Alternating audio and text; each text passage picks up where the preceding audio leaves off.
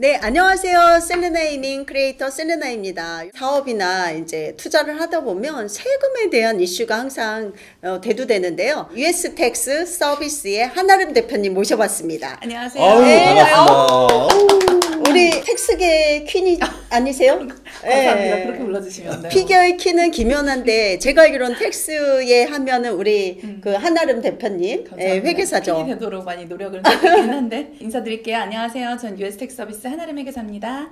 세금 관련은 전문가를 갖다가 어떤 사람을 만나냐에 따라 가지고 경제적으로 굉장히 많이 이득을 볼 수도 있고 아마 손해를 볼 수도 있다고 생각하거든요. 해외 이민을 준비하시는 분들은 꼭 사전에 한번 꼭 이렇게 컨설팅 받고 정리하시는 게 많을 건데 고객분들이 저희가 상담을 통해 가지고 하다 보면 굉장히 궁금해하는 것도 꽤 많거든요. 맞아요. 저 또한 궁금한 게 많아요. 그래서 오늘 좀 그런 부분은 속 시원하게 좀 시원하게 말씀 좀 부탁드릴게요. 각오하고 나왔습니다. 네.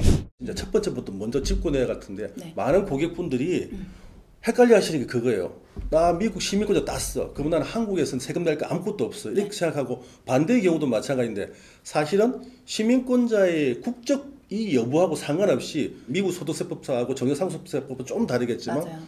이 거주자 비거주자 개념이 굉장히 중요하잖아요. 그렇죠. 그 부분만 간단하게 한번 설명해주고 브리핑 먼저 해주세요. 해주는 게 좋을 것 같아요. 제 예를 들어서 말씀드릴게요. 제가 지금 시민권자예요. 네. 저는 미국 시민권자이고 단일 시민권을 가지고 있고 한국에 들어와서 저는 여기에서 외국인으로 등록해서 살고 있어요. 시민권 여부와는 상관없이 일단 한국에서 거주하고 있는 거주 국민이기 때문에 여기에 그 한국의 세금을 내야 되는 세법상 거주자로 분류가 돼요. 그래서 시민권을 갖고 있더라도 한국 국세청에 세금을 내야 되는 세법상 거주자이다 보니까 한국 국민들이랑 동일하게 그쵸. 세금 체계에 네. 세금을 내고 있어요. 현재 생계를 같이 하는 가족, 그쵸. 가족이 같이 어디에 살고 있느냐에 따라서 또 거주지 국가가 나와요. 그것도 어차피 지금 그 미국 시민권자로서 한국에서 하신 데서 갖고는 전혀 지장이 없죠. 없어요. 없고 가끔 뭐 불편한 부분이 없지 않아 있는데 저는 크게 불편하지 않아요. 뭐 예전에 몇 년 전까지만 해도 외국인으로서 이제 인증이나 이런 게 조금 어려웠어요. 맞아. 근데 이제는 이 시스템이 너무 잘 돼 있다 보니까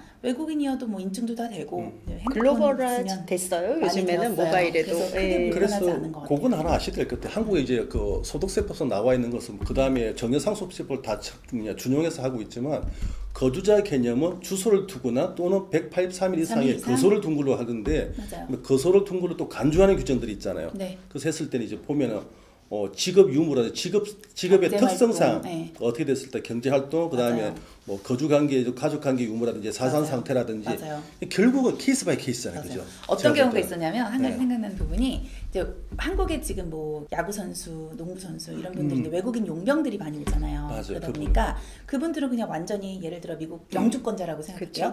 영주권자라고 이제 해서 미국에 살다가 여기 이제 파견 나와서 외국인 선수로서 이제 활동을 하고 있는데 그분들은 이제 본인들은 여기다 세금을 내야 되는 세법상 거주자인데 문제는 이분들은 사실 잠깐 파견을 나온 거다 보니까 여기서 살고는 있지만 듀얼 레지던트로 해서 미국 쪽에만 그냥 과세가 되는 걸로 이제 처리를 하려다 보니까 어떤 경우가 있었냐면은 가족들이 이제 보러 오잖아요. 같이 좀 있으면서 몇 달 있으면서 그렇게 하면서 몇 달을 같이 스테이를 하고 183일 이상을 이제 예를 들어 체류를 했다라고 하면 이분들은 잠깐 스테이를 하러 온 거지만 또 그 가족들까지도 다 과세가 될 수 있는 생계를 같이 하는 가족이기 때문에 그런 법들이 있어서 좀 잘 분류가 돼야 되는 구분을 해야 되는 부분이 있어요. 외국인 연구 용역도 이제 저희 대기업 같은데 많이 들어왔다가 나중에 결국은 5년 지나고서 가면은 간면들의 혜택 조항들이 많이 없어져가지고 5년 이상 장기 하고 싶어도 못 하고 있는 경우가 많이 생기거든요. 이왕 말 나온 김에 듀얼 레지던트 개념이라는 게 있잖아요. 그래서 이제 또 조심하셔야 될 게 영주권을 따게 되면은 미국 세법상 거주자일 수도 있고 한국 세법상 거주자일 수 있으면 둘 다 신고 보고를 해야 되는 경우가 생기잖아요. 맞아요. 그럴 경우에 해결할 수 있는 방법은 한미 조세 협약이잖아요.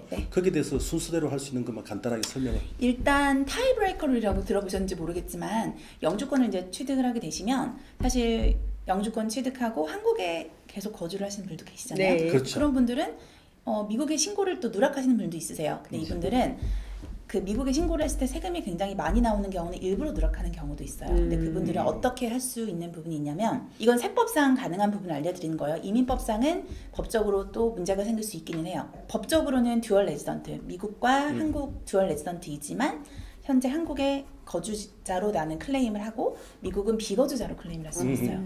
그렇게 돼서 사실 우리는 보통 거주자로 그 신고를 하게 되면 1040이라는 폼으로 보고를 해요. 그거는 그 이제 세법상 내가 거주자다라고 해서 클레임을 하는 건데 이거를 그냥 나는 세법상 비거주자다라고 해서 1040 NR이라는 걸로 난 레지던트로 해서 미국에 파일링을 할 수가 있어요. 근데 그거는 세법상으로는 이렇게 가능해요. 그렇죠. 그럴 경우 되면은 미국 세무 당국이나 이민 당국에 봤을 때는 국적 영주권을 맞아요. 유지할 맞아요. 의사가 없다고 볼 수도 판단할 수 있잖아요. 있죠. 네. 그래서 사실은 저도 이제 고객분들이 뭐 유튜브나 이런 정보를 듣고 많이 오셔서 그걸 이제 처리를 해드리는 경우도 가끔 있는데 리스크는 말씀을 드리죠. 사실 저도 이 문제에 대해서 이민 변호사님 한 10분이랑 상의를 해봤을 때 저는 결론을 내린 게 사실 영주권을 계속 유지를 할 거라면 사실 힘들겠다는 영주권인데 최대한 리스크를 줄여야 되지 않나라는 생각이 들어서 사실 만약에 그 룰을 적용해서 내가 비거주자로 클레임을 했다라고 하면 우리가 영주권을 갱신하거나 할 때 그 영주권 그 갱신 서류에 보면 내가 최근 5년간 비거주자로 세법상 클레임을 한 적이 있냐 없냐 그 질문이 나와요. 사실 그 질문이 되게 중요한 것 같네요. 그게 의미가 있기 때문에 그 사실 애플리케이션에 있는 거거든요. 그래서 사실 영주권은 내가 영주하겠다는 의사를 가지고 영주권을 준 건데 세법상 너는 비거주자로 클레임을 하고 있네. 그러면은 사실 영주권을 박탈할 수 있는 그 여지가 있는 것 같아서 저는 사실 많이 해드리진 않아요. 유념을 해야 될 것 같아요. 왜냐하면 내가 그렇게 되면 미국에 세금 낼 게 너무 많아갖고 나는 두 가지 거주했을 때 한국 거주자만 하고 저기는 비거주자 할래 이제 그런 문제가 생긴다는 거죠. 맞아요.